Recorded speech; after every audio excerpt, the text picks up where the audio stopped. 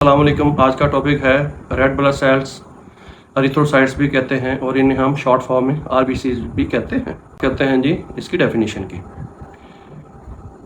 RBCs are red oxygen carrying haemoglobin containing non nucleated cell present in the blood.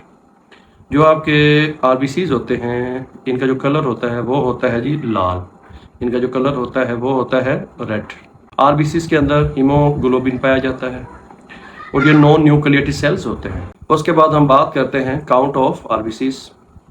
Mails के अंदर 5.4 million पर cubic millimetre पाए जाते हैं, फीमेल के अंदर 4.7 मिलियन पर क्यूबिक मिलीमीटर पाए जाते हैं, इन्फेंट्स के अंदर 6 मिलियन पर क्यूबिक मिलीमीटर पाए जाते हैं।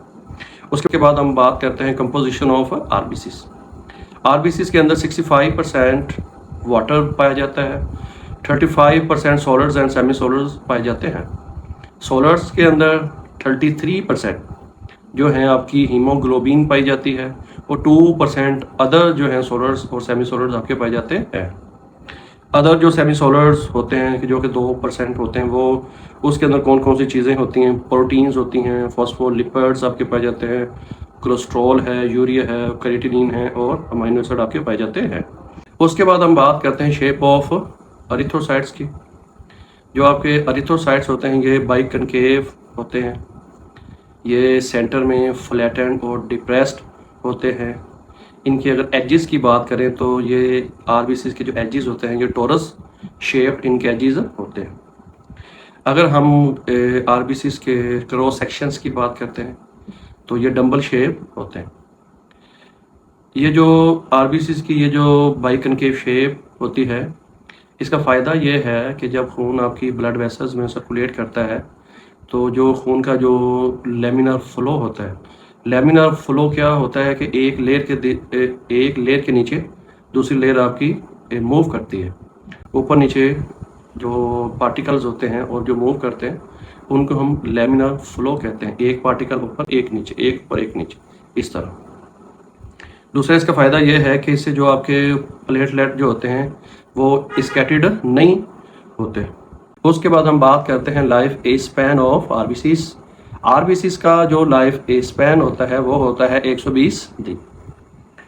जो आपके न्यू नेट्स होते हैं उनमें जो लाइफ स्पैन होता है वो होता है 70 to 90 डेज।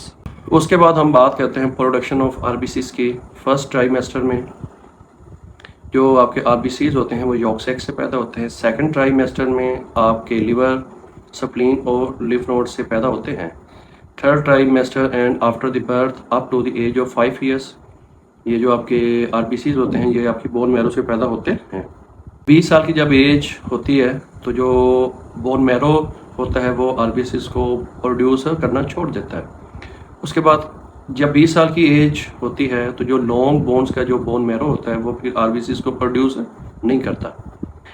जब इंसान की एज 25 साल होती है तो जो आपकी marrow of the membranosus bones होती हैं वो आपके आरबीसीज को पैदा करना शुरू करते हैं, जैसा कि वो आपके स्टर्नम में, रिब्स में, वर्टिब्रास में और इलियम में के अंदर जो है आपकी मैरो ऑफ न्यूमरस बोन आपकी पाई जाती हैं।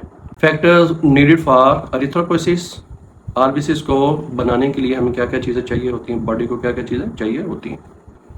विटामिन B12 चाहिए, विटामिन C, फोलिक एसिड, उसके बाद प्रोटीन्स चाहिए, इंट्रिंसिक फैक्टर चाहिए, हमें फेरस चाहिए और कुछ हार्मोन चाहिए होते हैं।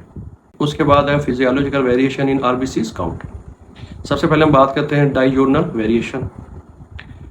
इन RBCs 5% variation occurs in 24 hours. The count is lowest during sleep and early morning hours and highest during evening.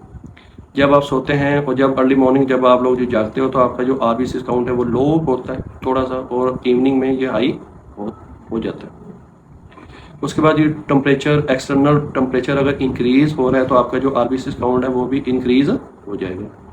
High altitude, अगर आप हाई एल्टीट्यूड पर जाते हैं, बुलंदी पर जाते हैं तो आपका आरबीसीज काउंट जो है वो इंक्रीज हो जाएगा।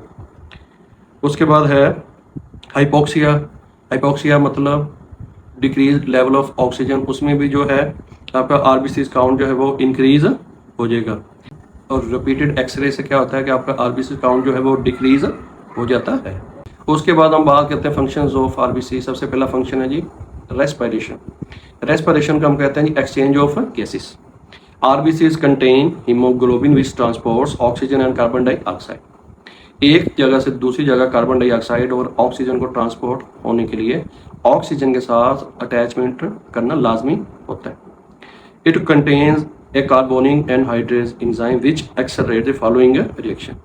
ये जो फॉलोइंग जो रिएक्शन है ये जो है ये एक एंजाइम होता है जिसे हम कहते हैं ए कार्बोनिक एनहाइड्रेज एंजाइम।